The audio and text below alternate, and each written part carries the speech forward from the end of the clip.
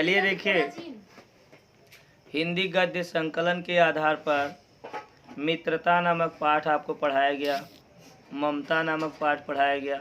ठीक, उसी के आधार पर इसी कड़ी में आइए अब तीसरे पाठ की तरफ चलते हैं जिसका नाम है अजंता। अजंता नामक पाठ के लेखक जो हैं वो हैं डॉक्टर भगवत शरण उपाध्याय। डॉक्टर भगवत शरण उपाध्याय जी द्वारा रचित यह अजंता नामक पाठ है। बड़ा ही मनोरम और बड़ा ही अच्छा पाठ है। इसके साथ साथ पाठ को पढ़ने के पहले, इसका संदर्भ जानने के पहले आइए इस पाठ का नाम ही सबसे पहले इसको जानते हैं कि आखिर ये पाठ का नाम अजंता क्यों पड़ा। ठीक, डॉक्टर भगवत शरण उपाध्याय प्रसिद्ध इतिहासकार एवं पुरातत्ववेत्ता सर्वेक्षण करता है। कौन? डॉक्टर भगवत शरण उपाध्याय। डॉक्टर भगवत शरण उपाध्याय इतिहासकार के रूप में जाने जाते हैं। इसके साथ साथ ये अजंता नामक एक गुफा है जो महाराष्ट्र, शायद महाराष्ट्र के प्रांत में पड़ता है। महाराष्ट्र से कुछ किलोमीटर इधर ही पड़ता है, ध्यान दीजिएगा। अजंता नामक एक गुफा है। इस गुफा को लोग बहुत पुरानी गुफा कहते हैं। सदियों से चली आई यह गुफा है। यह गुफा सदियों से चली आई है। सदियों, बहुत पुराने समय से, कम से कम हजारों साल, 2000 ईस्वी सन के पहले की यह गुफा है। कौन गुफा? अजंता गुफा।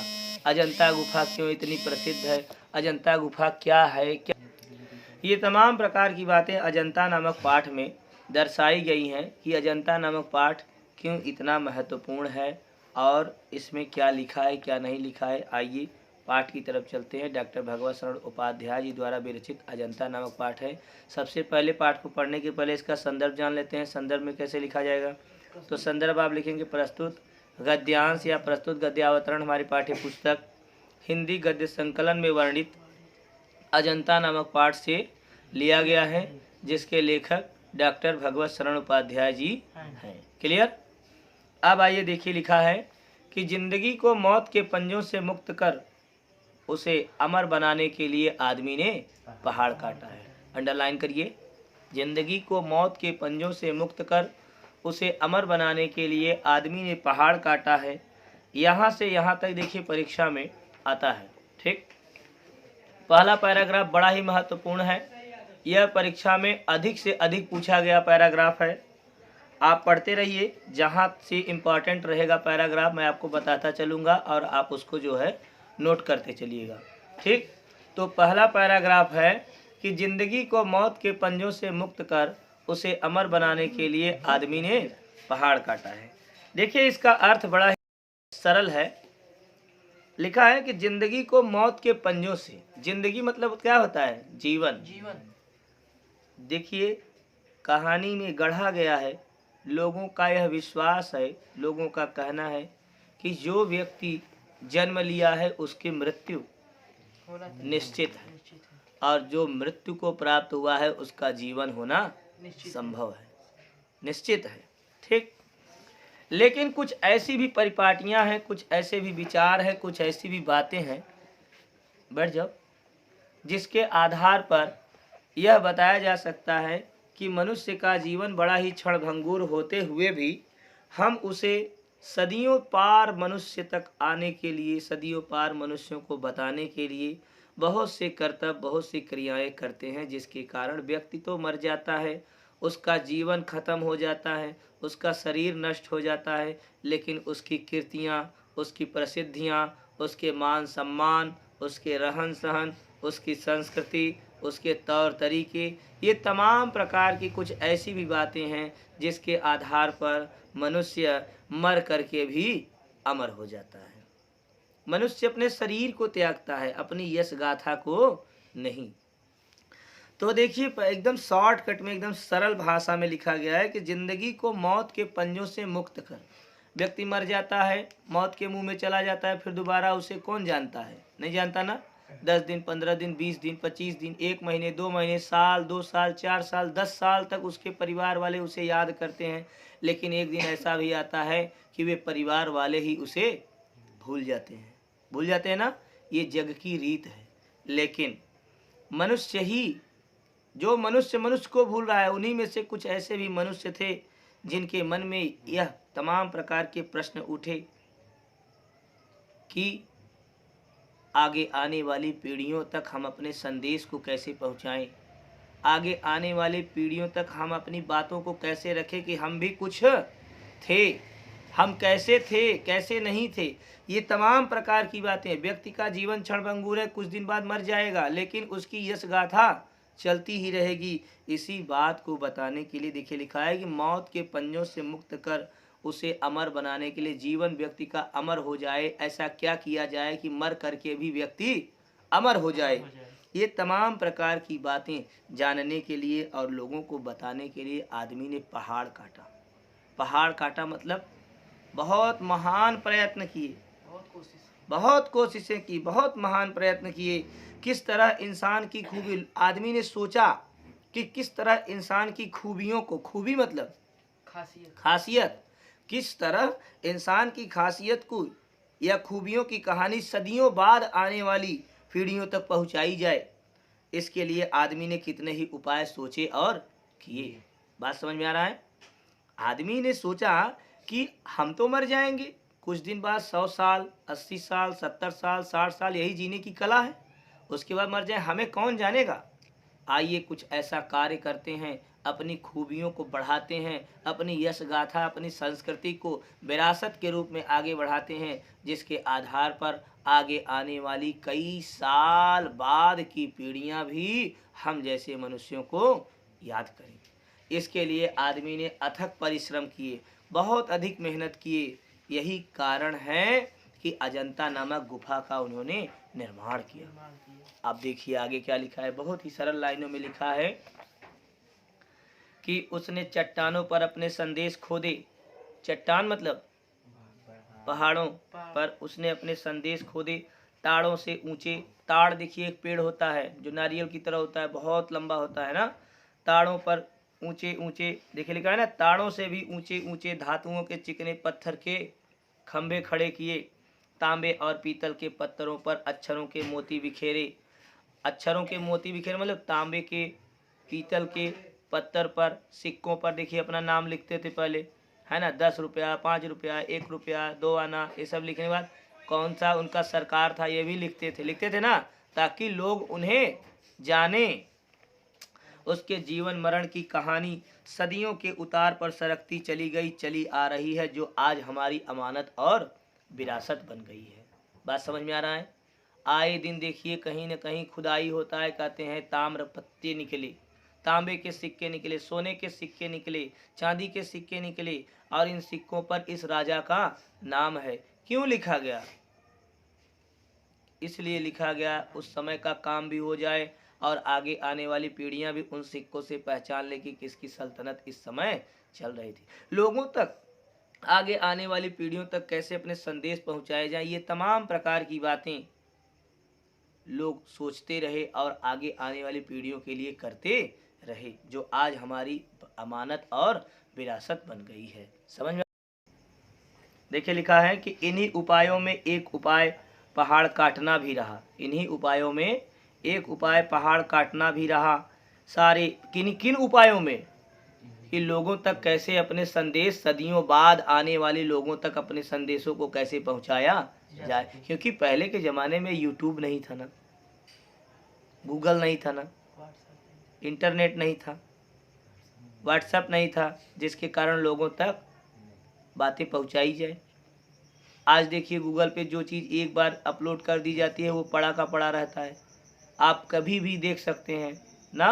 लेकिन पहले ऐसी बातें नहीं थी। वही बताया जा रहा है, इन्हीं उपायों में एक उपाय पहाड़ काटना भी रहा। पत्थरों को काट डाले लोगों ने। सारे प्राचीन सभ्य देशों में पहाड़ काटकर मंदिर बनाए गए और उनकी दीवारों पर एक से एक अभिराम मतलब सुंदर सुंदर चित्र लिखे गए। आज से कोई 2,2500 साल पहले से ही हमारे देश में पहाड़ काटकर मंदिर बनाने की परिपाटी चल पड़ी थी। अजंता की गुफाएं पहाड़ काटकर बनाई जाने वाली देश की सबसे प्राचीन गुफाओं में से एक हैं। ये जो अजंता की गुफाएं हैं हमारे देश में सबसे पहले पहाड़ काटकर बनाई जाने वाली देश की सबसे पुरानी गुफा अजंता की गुफा है। जैसे एलोरा और एलिफेंटा की सबसे पिछले काल की हैं, देश की गुफाओं का यह गुफा मंदिर में सबसे विख्यात अजंता का है, जिनकी दीवारों और छतों पर लिखे गए नकल कर लिए गए चित्र दुनिया के नमूने बन गए हैं। चीन के तुंग हुआंग और लंका के सिमरिया की पहाड़ी दीवारों पर उसी के नमूने के चित्र नकल कर लिए गए थे। अब जब अजंता के चित्रों ने विदेशों को इस प्रकार अपने प्रभाव से निहाल किया, तब भला अपने देश के नगर देहात उनके प्रभाव से कैसे निहाल न होते। और आगे लिखा है, बाघ और सित्तन बसल की गुफाएं उसी अजंता की परंपरा में हैं, जिनकी दीवारों पर जैसे प्रेम और दया की एक दुनिया ही सिरज गई है। अब देखिए यहाँ बताया जा रहा है कि यह वही अजंता की गुफाएं हैं जो इतनी हाईलाइटेड हुई, इतनी प्रसिद्धि को प्राप्त हुई है अजंता की गुफाएं कि देश विदेश से लोग आए और गुफा के बारे में समझे और जाने, तथा वे उससे इतने अधिक उत्साहित हुए कि इन गुफाओं में बने चित्रों को ध्यान में रख करके अपने यहाँ जा कर के उसका नकल करना प्रारंभ कर दिए। आगे लिखा है, और जैसे संगसाजों ने उन गुफाओं पर रौनक बरसाई, चितेरे जैसे रंग और रेखा में दर्द और दया की कहानी लिखते गए, कलावंत छेनी से मूर्तें उभारते कोरते गए, वैसे ही अजंता पर मानो कुदरत का नूर माने कृपा बरस पड़ा। कुदरत मतलब प्रकृति की कृपा बरस पड़ी, प्रकृति भी वहाँ थिरक उठी। अब बताया जा रहा है कि अजंता नामक गुफा में केवल गुफाएं ही नहीं बनाई गई, उसके साथ साथ बड़े बड़े कलाकार लोगों ने अपनी कलाओं को चित्रों के माध्यम से, है ना, चित्रों के माध्यम से किसी कलाकार ने चित्र बनाया तो किसी कलाकार ने उन्हीं चित्रों पर रंग बिखेरा और धीरे धीरे वे चित्रें हंसती बोलती चली गई। बम्बई के सूबे में बम्बई और हैदराबाद के बीच, अब देखिए यहाँ पे अजंता नामक गुफा का क्या बोले स्थान बताया जा रहा है कि कहाँ पर है यह अजंता नामक गुफा। अगर समय मिला और ऐसी स्थिति बनी तो एक बार अजंता नामक गुफा घूमने का बहुत मन है। एक बार अजंता नामक गुफा का दर्शन हो जाए। जैसा कि किताब में हम लोग पढ़ रहे हैं, इसके हिसाब से तो वहाँ पे पहुँचना बहुत ही ज़रूरी है।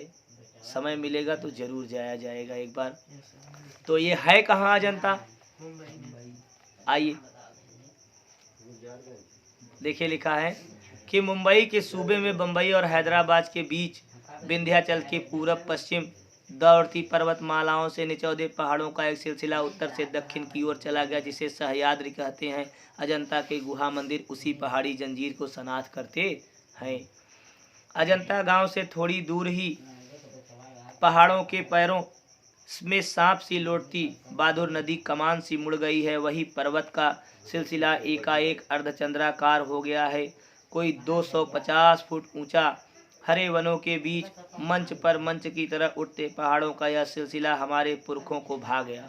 अब बताया जा रहा है कि अजंता गांव से थोड़ी ही दूर पहाड़ों के पैरों में सांप सी लौटती बहादुर नदी कमान सी मुड़ गई। बहादुर नदी कमान सी मुड़ गई और उसी नदी के बगल में ही देखिए पर्वत का सिलसिला एकाएक अर्धचंद्राकार, देखिए ऐसे जैसे अर्धचंद्राकार होता है, चांद ऐसे होता है ना, ऐसे ही मानो पहाड़ों की परिपाटी दिखाई दी। उन्हीं पहाड़ों की परिपाटी मानो हमारे पूर्वजों को भा गई। हमारे पूर्वजों को भा गई मतलब हमारे पूर्वजों को अच्छी लगी, और उसी पत्थर को देखिए उन्होंने खोद कर महल और भवनों में बनाना प्रारंभ किया। बात समझ में आया नहीं? वहाँ पटिया पर पटिया रख कर के नहीं बनाए, पत्थर पे पत्थर रख कर नहीं बनाए, बल्कि पत्थर पूरे थे, उन पत्थरों को काट करके वे महल और घर में तब्दील कर दिए। समझ में आ रहा है नहीं? सोचिए जरा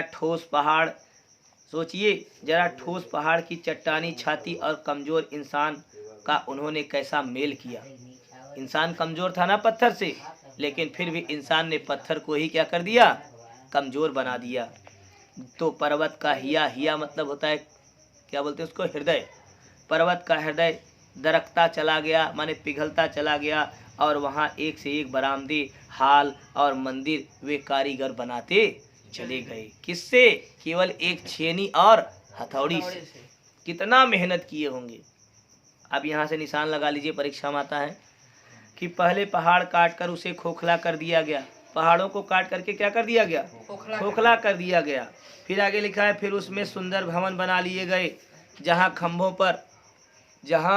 खंभों पर देखिए लिखा है, जहाँ खंभों पर उभरी मूर्तियां बिहस उठी।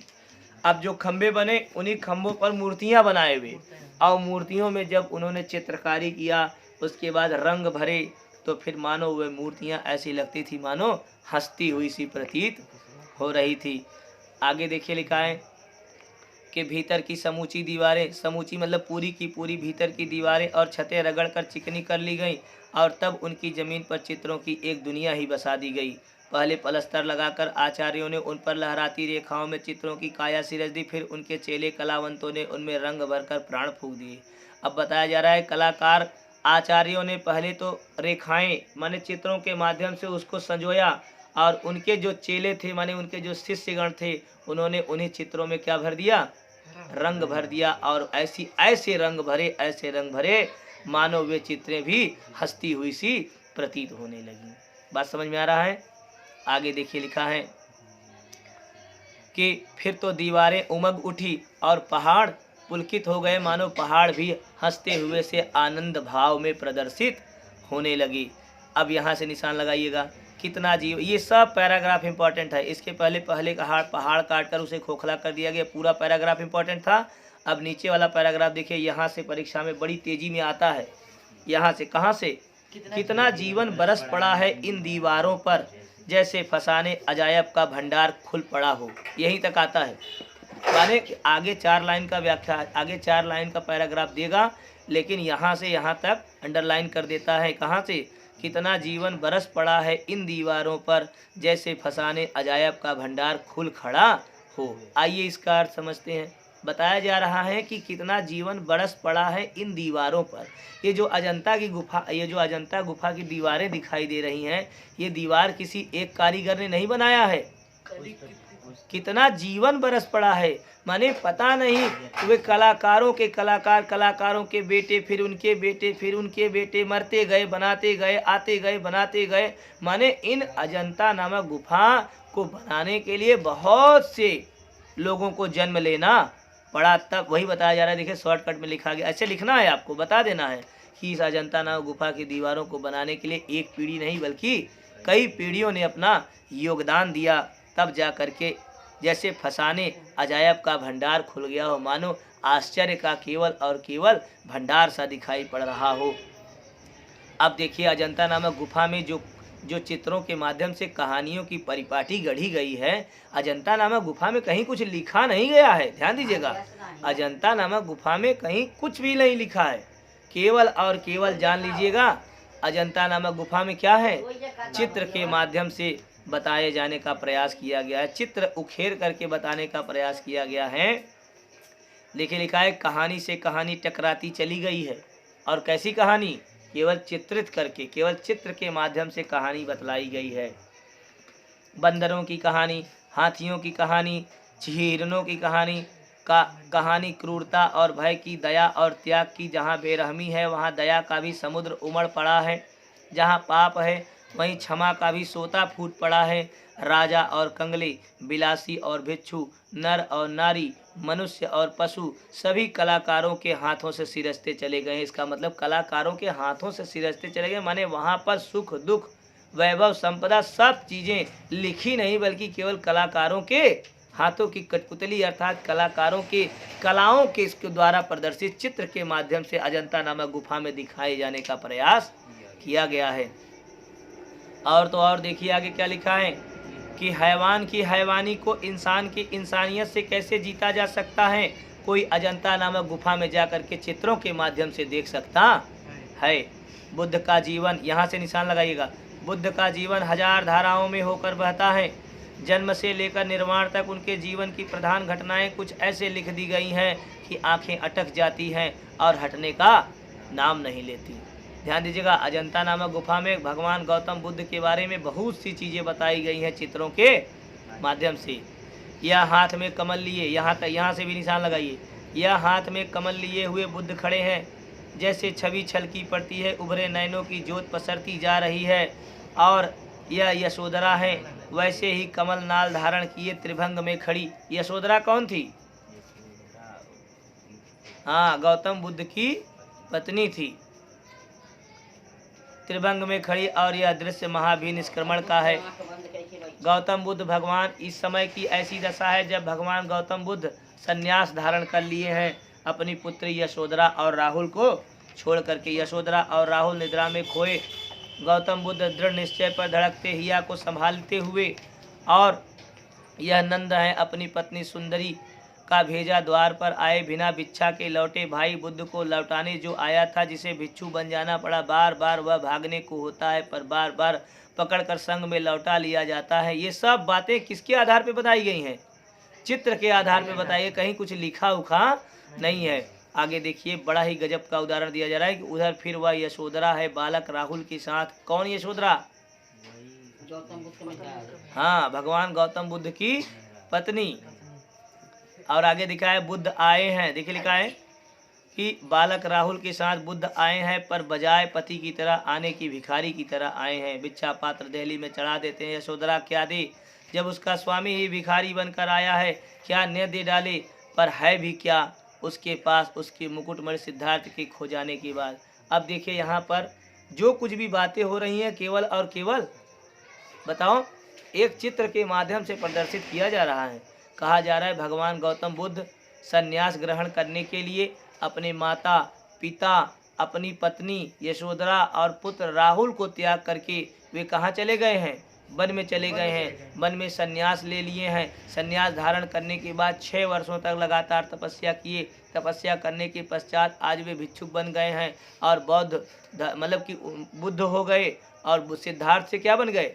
बुद्ध हो गए। और एक सन्यासी का कपड़ा धारण करके, सन्यासी का पूरा वेश धारण करके, उसका चोला पहन करके जब वे एक बार फिर कपिलवस्तु नामक नगरी में आए हैं, जहां उनका पूरा का पूरा राज्य वैभव संपदा था, उनकी पत्नी यशोधरा थी, उनका पुत्र राहुल था।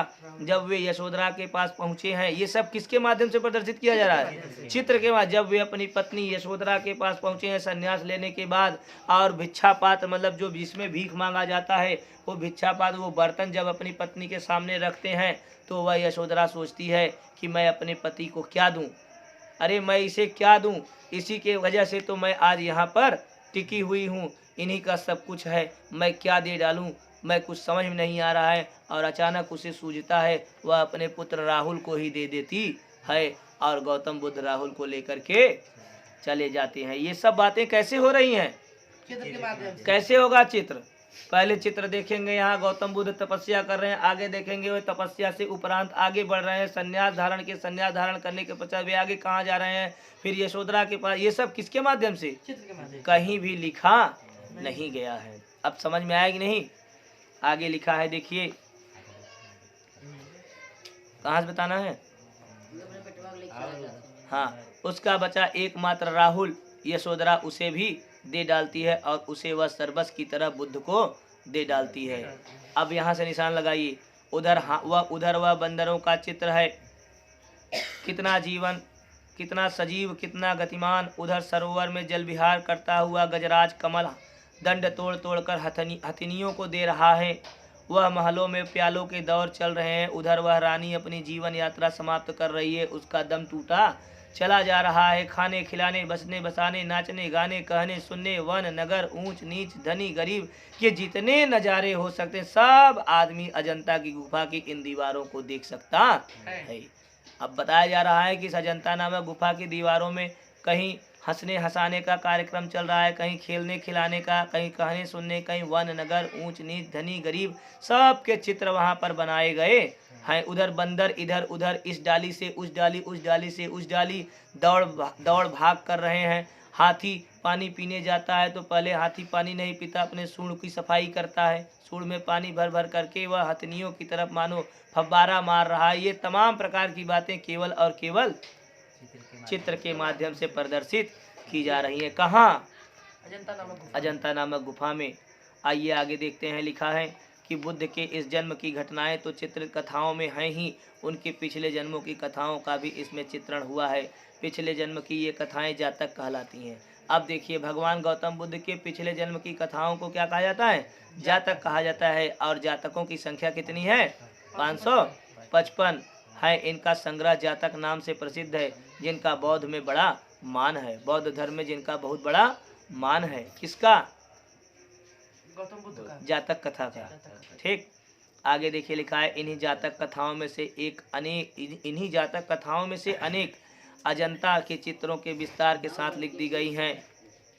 इन पिछले जन्मों में बुद्ध ने, अब बताया जा रहा है अजंता नामक गुफा में भगवान गौतम बुद्ध पिछले जन्म में क्या बने थे, ये भी बातें उसमें चित्र के माध्यम से दर्शाई गई है। देखिए लिखा है कि बौद्ध धर्म में बड़ा मान है। बताया जा रहा है कि देखिए लिखा है कि इन पिछले जन्मों में बुद्ध ने गज, कपि और मृग आदि के रूप में विभिन्न योनियों में जन्म लिया था। बताया जा रहा है कि इन अजंता नामक गुफाओं में भगवान गौतम बुद्ध के गौतम बुद्ध ही बनने की वर्णन नहीं किया गया चित्रों के माध्यम से, बल्कि पिछले जन्म में वे गज मतलब हाथी बने थे, कपि मतलब बंदर बने थे और मृग मतलब हिरन बने थे। ये तमाम प्रकार की बातें भी वहाँ पर सजो करके रखी गई हैं। और संसार के कल्याण के लिए दया और त्याग का आदर्श स्थापित करते हुए वे बलिदान हो गए। कौन? गौतम बुद्ध। उनकी स्थितियों में किस प्रकार पशुओं तक से मानवोचित व्यवहार किया था, किस प्रकार औचित्य का पालन किया था, यह सब उन चित्रों में असाधारण खूबी से दर्शाया गया है। और उन्हीं को दर्शाते समय चितेरों ने अपनी जानकारी की गांठ खोल दी, जिसने नगरों और गांवों, महलों और झोपड़ियों, समुद्रों और पनघटों का संसार अजंता के उस पहाड़ी जंगल में उतर पड़ा है। और वह चित्रकारी इस खूबी से संपन्न हुई कि देखते ही देखते बनता है। जुलूस के जुलूस हाथी, देखिए जुलूस के जुलूस हाथी मतलब समूह, हाँ, झुंड के झुंड हाथी जा रहे हैं। किस भांति से? चित्रों के भांति से। घोड़े, दूसरे जानवर जैसे सहसा जीवित होकर अपने अपने समझाए हुए काम जादूगर के इशारे पर मानो संभालने के लिए लग जाते हैं। ऐसा वहां पर चित्रों के माध्यम से कारीगरों ने प्रदर्शित किया है उस अजंता नामक गुफा की दीवारों पर। अब समझ में आया? ये गुफा जो है बम्बई के साइड में है, महाराष्ट्र। आगे लिखा है, इन गुफाओं का निर्माण ईसा से करीब 200 साल पहले ही शुरू हो गया था। अब मतलब समझे, ईसवी सन, कौन सी ईसवी चल रही है? 2022। आज के 2000 साल पहले के 200 साल और पहले से ही अजंता की गुफाएं लोगों ने बनाना प्रारंभ कर दिया था, क्योंकि यह एक बहुत बड़ा क्या था? पर्वत था। यह एक बहुत बड़ा पर्वत था और उसी पर्वत को काट करके गुफा बनाया गया। और आगे देखिए लिखा है कि ये गुफाएं बनने में 7वीं शताब्दी तक बनकर तैयार हुई। इसका मतलब समझ रहे हैं, 700 ईस्वी और 200 ईस्वी और पहले, मतलब 900 साल लगे थे इस गुफा को बनाने में। अब सोचिए, अगर एक व्यक्ति 100 साल भी जीता होगा तो उसकी 9 पीढ़ियां मिल करके इस गुफा का निर्माण की थी। किसकी? अजंता नामक गुफा की। आगे देखिए लिखा है कि एक दो गुफाओं में करीब 2000 साल पुराने चित्र भी मिलते हैं। एक दो अजंता की किन्हीं एकाध दो गुफाओं में ऐसी भी चित्र प्रदर्शित की जा रही हैं जो चित्र लगता है कि 2000 साल पहले की हैं। और अधिकतर चित्र भारतीय इतिहास के सुनहरे युग गुप्तकाल 5वीं और 7वीं शताब्दी के बीच बने थे। कहाँ? अजंता नामक अजंता संसार की चित्रकलाओं में अपना अद्वितीय स्थान रखता है। इतने प्राचीन काल, इतने सजीव, इतने गतिमान, इतने बहुसंख्यक कथा प्राण चित्र कहीं नहीं बने जो अजंता में बनाए गए। अजंता के चित्रों ने देश विदेश सर्वत्र की चित्रकला को प्रभावित किया। उसका प्रभाव पूर्व के देशों की कला पर तो पड़ा ही, मध्य एशिया, पश्चिमी एशिया उसके कल्याणकार प्रभाव से वंचित न रह सका। ये अजंता नामक गुफा के बारे में महान क्या नाम था उनका? इतिहासकार डॉक्टर भगवत शरण उपाध्याय ने अजंता नामक गुफा के बारे में आप जैसे पाठकों को एक पाठ के रूप में समझाने का प्रयास किया है। इसलिए आप सभी छात्र इस पाठ को ध्यानपूर्वक पढ़ें। अजंता नामक पाठ परीक्षा के दृष्टिकोण से बहुत ही महत्वपूर्ण है, क्योंकि यह परीक्षा में आ सकता है। और अगर यह पाठ परीक्षा में आ गया तो आपको निश्चित रूप से 6 नंबर दे करके जाएगा। मुझे पूरा उम्मीद है कि आप सभी विद्यार्थियों को यह पाठ समझ में आया होगा और इस पाठ का रिवीजन करें, अच्छे से पढ़ें। और इसके अंतर्गत पीछे जो अभ्यास प्रश्न हैं, इन अभ्यास प्रश्नों को आप धीरे से पढ़ें, क्योंकि इसमें देखिए लिखा है जैसे कि ज़िंदगी को मौत के पंजों से मुक्त कर अमर बनाने के लिए आदमी ने पहाड़ काटा है। किस तरह इंसान की खूबी, देखिए ये अभ्यास प्रश्न में लिखा है। और नीचे देखिए 3 प्रश्न दिया है क्या, कि उपर्युक्त गद्यांश का संदर्भ लिखिए। तो आप क्या लिखेंगे, संदर्भ हेडिंग डाल देंगे। हेडिंग डालने के बाद आप क्या लिखेंगे, प्रस्तुत गद्यांश हमारी पाठ्य पुस्तक हिंदी गद्य संकलन में वर्णित डॉक्टर भगवत शरण, या ऐसे लिखे डॉक्टर भगवत शरण उपाध्याय जी द्वारा रचित अजंता नामक पाठ से लिया गया है। ठीक। दूसरा प्रश्न देखिए कहा रहा है, गद्यांश में रेखांकित अंश की व्याख्या कीजिए। जहाँ से जहाँ तक रेखा खींची गई है गद्यांश में, वहाँ से वहाँ तक की आप क्या करेंगे, व्याख्या करेंगे। फिर एक प्रश्न पूरे पैराग्राफ को पढ़ेंगे और उसी पैराग्राफ के अंतर्गत वह प्रश्न पूछा जाएगा। जैसे देखिए इसमें लिखा है, इंसान की विशेषताओं को पीढ़ियों तक पहुंचाने के लिए आदमी ने कौन सी युक्तियां सोची और की। तो आप लिखेंगे, इंसान की खूबियों को अगली पीढ़ी तक पहुंचाने के लिए आदमी ने पहाड़ों को काटा, उसकी दीवारों को तराशा, उस पर सुंदर मूर्ति बनाए, सुंदर चित्र उखेरे, जिसके कारण पीढ़ी दर पीढ़ी लोगों तक पहुंचाई जा सके लोगों की बातें। तो मेरी बात आप लोगों को समझ में आई होगी। परीक्षा के दृष्टिकोण से यह पाठ बहुत ही महत्वपूर्ण है। आगामी 24 मार्च को आपका पेपर है, जो कि एक शुभ घड़ी आई है, और अभी आज 9 मार्च हुआ है। लगभग आपके पास 24 मार्च 2022 आने में लगभग 14 दिन शेष बचे हैं।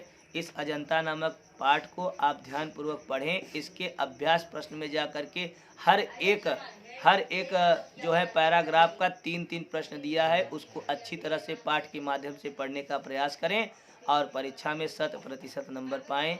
यही हमारी आप छात्रों के प्रति बहुत ही जो है इच्छा है।